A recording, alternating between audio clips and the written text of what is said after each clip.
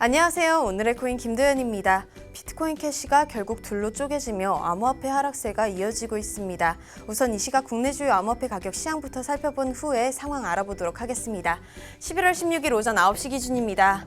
어제에 이어 오늘도 좋지 못한 흐름 지속되고 있는데요. 비트코인이 3.15% 떨어지며 650만 원대로 내려왔고요. 비트코인 캐시도 11.03% 떨어지며 40만 원대로 내려왔습니다. 이번엔 글로벌 거래량 순위 보겠습니다.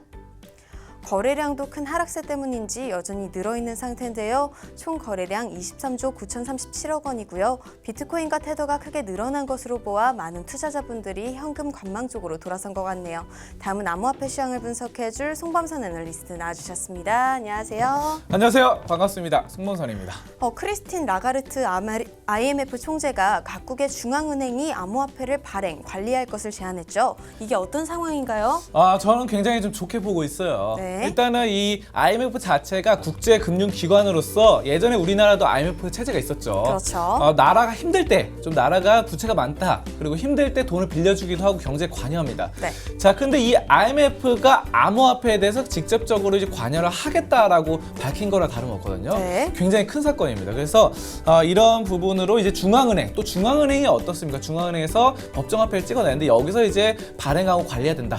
이렇게 말을 했고요. 네. 자, 그래서 좀 큰 사건으로 보시면 되고 여러 가지 역사적 전환점이 있다라고 말을 했어요. 네. 그래서 상당히 좀 중요한 시점으로 보고 있고 지금 암호화폐를 수용하되 중앙은행이나 중앙통제 체계를 구축을 해서 신뢰를 쌓아야 된다라는 말들을 했어요. 다만 또 경고도 했는데 디지털 화폐에 대해서 이 암호화폐에 대해서 좀 더 신중하게 접근할 필요도 있다라는 말도 덧붙였습니다.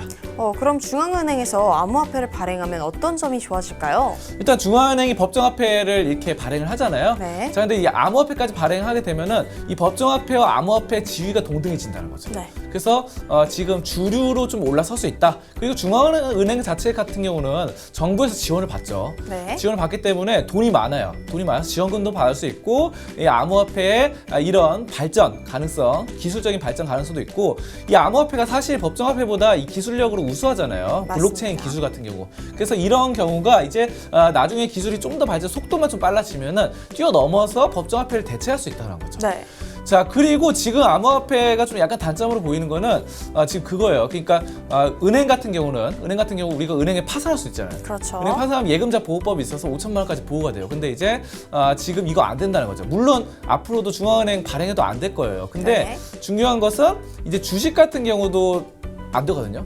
보호가 안 돼요. 근데 이런 건 있어요. A 증권사가 파산했다. 그럼 B 증권사로 예탁금을 옮길 수 있어요. 네. 예탁금 옮기고 주식도 옮길 수 있는데 지금 암호화폐 같은 경우는 A 거래소가 뭐 해킹당했어요. 해킹당해서 파산하면은 그 다 날릴 수밖에 없는 그런 그렇죠. 상황이죠.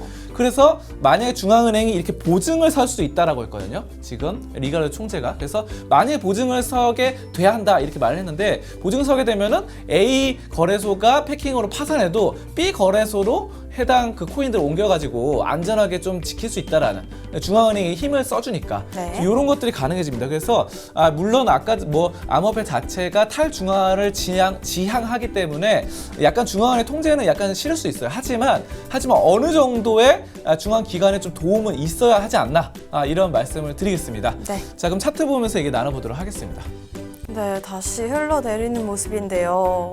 네, 그렇습니다. 하지만 뭐 많이 흘러내리다가 약간 어느 정도 횡보는 하고 있는 상황이고요. 네. 코인들 뭐 저점에서 약간 횡보하기 때문에 뭐 그렇게 걱정할 것까지는 아닌 것 같습니다. 네. 자, 근데 중요한 것은 비트코인 캐시가 엄청나게 빠졌어요. 네. 자, 비트코인 캐시 하드포크 때문에 떨어졌는데 내부 분열 때문에. 근데 이제 중요한 것은 전 저점, 그러니까 하드포크가 일어나면서 엄청 올랐잖아요. 그렇죠. 자, 그때 그 오르기 직전보다 더 떨었어요. 그래서 신저가를 갱신하면서 떨어졌기 때문에 비트코인 캐시 같은 경우는 추가로 하락할 가능성이 굉장히 큽니다. 네. 자, 근데 하지만 다른 코인들 같은 경우는 저점에서 횡보하기 때문에 그래도 어느 정도 물꼬를 틀고 어떻게 보면 전환점이 될 수도 있다라는 있다라는 점, 지금 골든 크로스 한번 지켜보고 비트코인 캐시 같은 경우는 지금 좀 접근하기 힘들다라는 점 말씀드리고요. 자, 그리고 이렇게 시장이 안 좋은 가운데 프랑스 쪽에서 굉장히 좋은 소식이 있어요. 네. ICO를 좀 합법적으로 진행한다고 합니다. 네. 그래서 여러 가지 규제 방안들도 마련했고, 지금 내년 초에는 ICO가 된다고 하는데, 사실 우리가 이제 ICO가 나오는 국가들이 좀 작은 국가들이었어요. 좀 하나씩 말씀드리면 몰타, 싱가포르, 에스토니아, 스위스 등등이었는데, 뭐 스위스는 선진국이긴 하지만 그래도 인구가 많지는 않거든요. 네. 스위스. 근데 프랑스 같은 경우는 GDP나 여러 가지 인구수 그리고 G5 안에 드는 굉장히 큰 국가입니다. 네. 자, 그렇기 때문에 프랑스가 ICO를 적극 지원한다 한다면은 세계적인 파급력이 있고 다른 나라들도 엄청나게 좋아질 수 있어요. 자, 그래서 지금 또 프랑스 대통령이 우리 프랑스 자체가 스타트업 국가가 되겠다라고 밝혔거든요. 네. 그러니까 보통 ICO를 처음에 이제 진행하는 국가들이 거의 기업들이 ICO 진행하는 기업들이 거의 스타트업이 많아요. 네. 뭐 그래서 리버스 ICO 이런 거 아닌 경우에는 그래서 이제 지금 스타트업 많은데 이런 스타트업을 굉장히 지원하겠다라고 밝힌 거나 마찬가지고 국가 전체가 ICO처럼 스타트업이 되겠다 했으니까 굉장히 좀 좋은 것으로 한 내년 되면 좀 기대해 볼 수 있는 부분입니다. 네. 여기까지 암호화폐 종합 분석 시간이었습니다. 네, 오늘도 좋은 소식 고맙습니다.